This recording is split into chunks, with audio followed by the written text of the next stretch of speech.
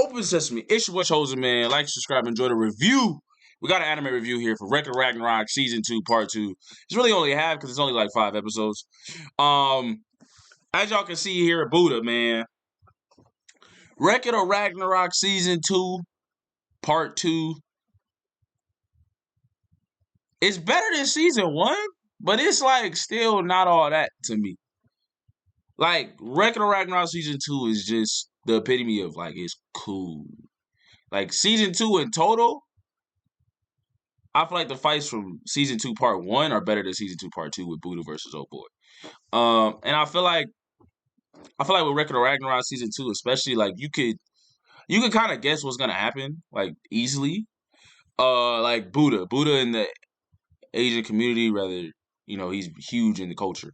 So like for me there was like no way Japanese culture or the writer of Ragnarok would ever let Buddha lose. So I already knew Buddha wouldn't lose. And the quote unquote other god that he went against, the villain, it just kind of feel like they kind of pulled a rabbit out the hat to make him super strong so Buddha could compete against somebody. And like I said, at the end of the day, like I just knew Buddha would win. Like there was no like dramatic for it. But I think that's kind of the weird part about season 2 in general, which I believe is better than season 1. But for what they did in season 1 with certain people losing and then some people would win, you're like, well, that doesn't really make sense. It keeps you on the edge of your seat a little bit. But then if you could actually guess, it's like, yeah, no, it's not. Like for the story, like they let especially season 1, like they let the gods win like 2 or 3 straight. Like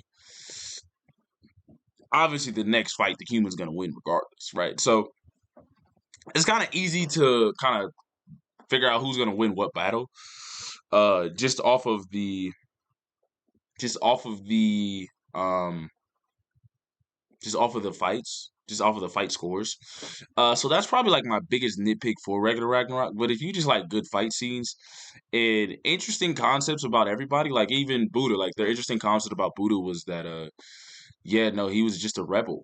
He was a rebel that rebelled against all the luxury things in his lifestyle and he turned it away. So that made him a rebel about life. So he never wanted to follow the crowd. He's the biggest rebel of all time. So it was an interesting perspective of Buddha.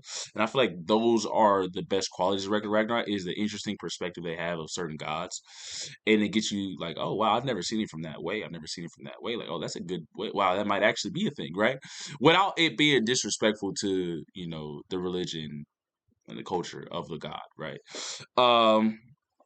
So that's probably the best part about Ragnarok. But yeah, man, honestly, like I said, it was really smooth. The fight scene is cool. The quote unquote villain of this one, it just felt it was so childish because the villain is basically like a little kid that was like, where's the pic? There it is. Here's the villain right here. He was basically a villain. Bro, what? Can they have a zoom in on, bro? Hold on, I'm sorry, y'all. There it is. All right, so basically, he was like a villain of just. He was a kid. He was a kid god, and then he tried to save people by taking all the pain for himself. Humans, because they didn't have pain, ended up becoming so greedy, and they even forgot about him, like treated him like dirt, and it made him jealous. And then he saw Buddha walking by, and a whole bunch of people respected him, and he wanted to be like Buddha.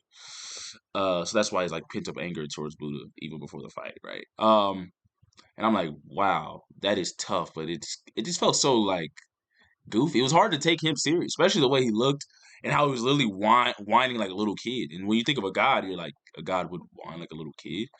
So it also kind of didn't make it like a fun time because I believe the surprise was supposed to be that there's another villain, right?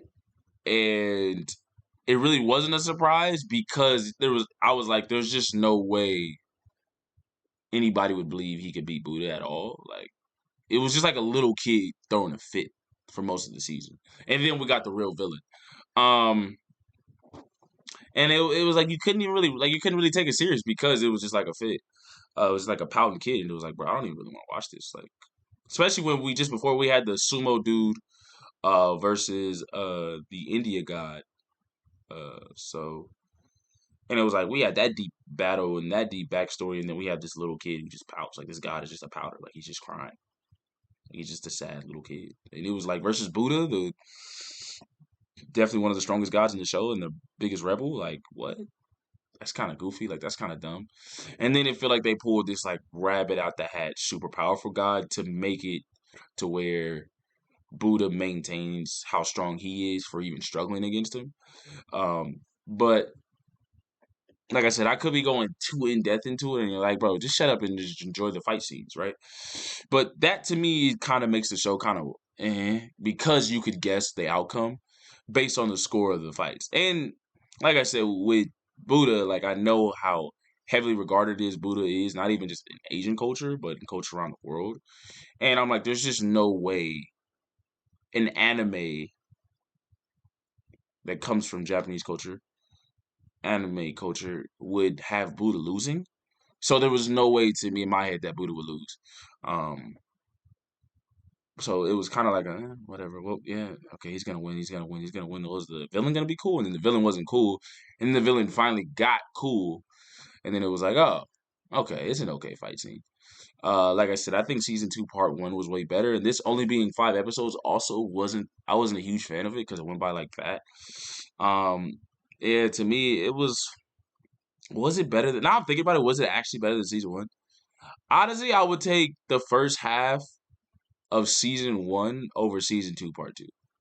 Yeah, honestly speaking, it just really wasn't it to me. Now that I think about it, yeah, no. Season 2, part 2, in my opinion, just really wasn't it. Uh, it was just generic. Season 2, regular Ragnarok season 2, part 2 was very generic, and the problem was that you could pretty much guess that Buddha would win. There was no doubt in my head about that. And with the show in general, like I said, you can guess who's gonna win based on the score, and that's kind of what makes regular Ragnarok kind of like But like I said, if you just want to enjoy fight scenes, you could definitely rock with it easy. Uh, yeah, that's kind of my like honest review, honest critique of it. Yeah, it's only 5 episodes, so I would recommend you check it out. You just want something to watch. Don't take it too serious. Just enjoy the fight scenes. But this was a cool watch. Binge it real quick. It's only 5 episodes, light work. But yeah, man, I'm not gonna lie.